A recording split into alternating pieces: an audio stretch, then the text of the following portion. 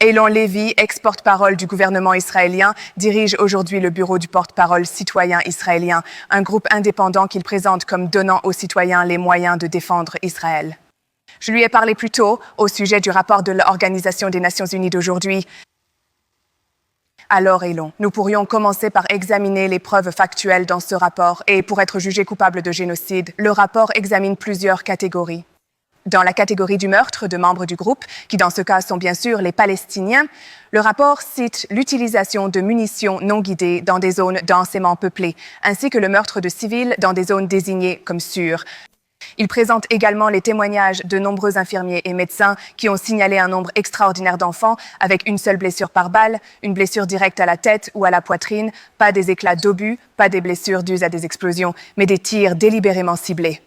Reconnaissez-vous qu'Israël est coupable d'avoir tué des membres du groupe, en l'occurrence des Palestiniens?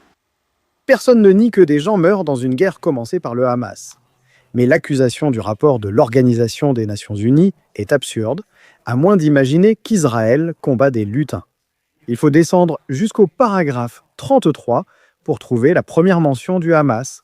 Et il n'y a absolument aucune description de l'armée terroriste forte de 30 000 membres qui combat depuis un réseau de tunnels de 500 km de long, sous absolument tout à Gaza. Il laisse penser que ce n'est pas une guerre, ce qui rend le rapport peu sérieux. Il y a un mot pour décrire la crise à Gaza. Ce mot, c'est la guerre. C'est une guerre que le Hamas a déclenchée le 7 octobre avec son invasion brutale et le massacre de civils israéliens. Aucune mention dans le rapport. Israël a des objectifs clairs, rétablir la sécurité pour son peuple en désarmant le Hamas, ramener les otages et une guerre qui peut finir demain. Le Hamas libère les otages et dépose les armes. C'est votre mot. Le rapport emploie le terme génocide. De nombreuses preuves existent ici et aussi dans la catégorie des dommages corporels ou mentaux graves. Et je suppose que la preuve la plus convaincante présentée dans le rapport est le fait que plus de 146 000 personnes ont été blessées, dont 34 000 enfants et des milliers d'amputations.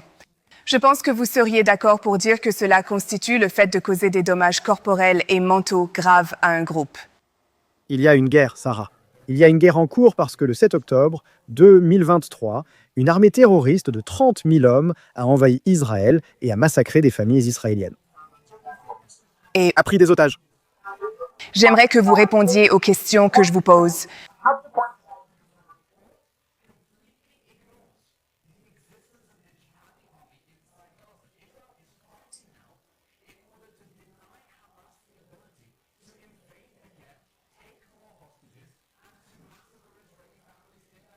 Je vais passer à la troisième catégorie, si cela vous convient. Demain, si le Hamas dépose ses...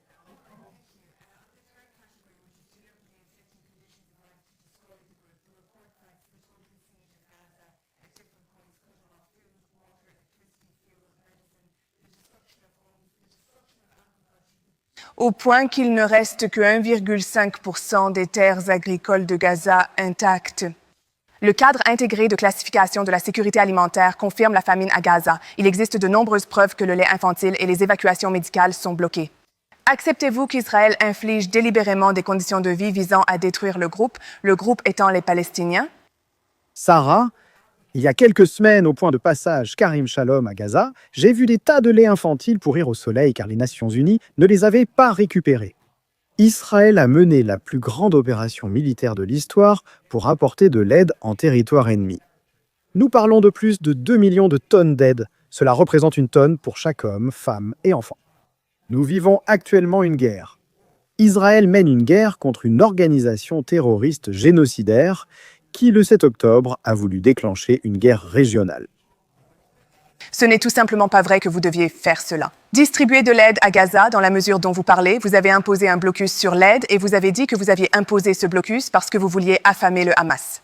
Vous avez affamé 2 millions de personnes selon le groupe d'experts intergouvernemental sur l'évolution du climat. Il y a famine. Désolé Sarah, je n'accepte pas cette allégation. Ce n'est pas une allégation, c'est une définition de... La famine selon les rapports du groupe d'experts intergouvernemental sur l'évolution du climat. Allégation infondée fondée sur des données partiales et déformées.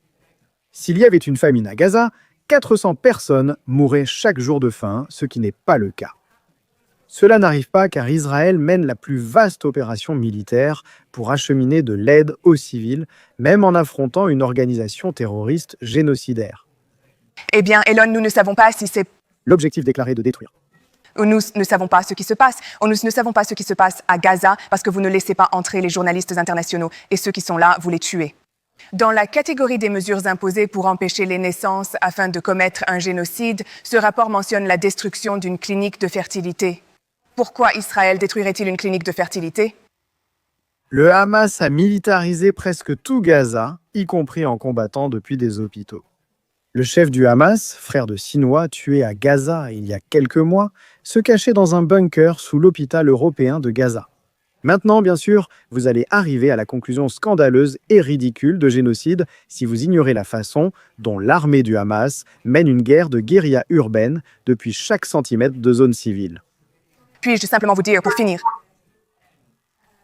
je pourrais examiner toutes les déclarations des ministres israéliens, dont beaucoup figurent dans le rapport.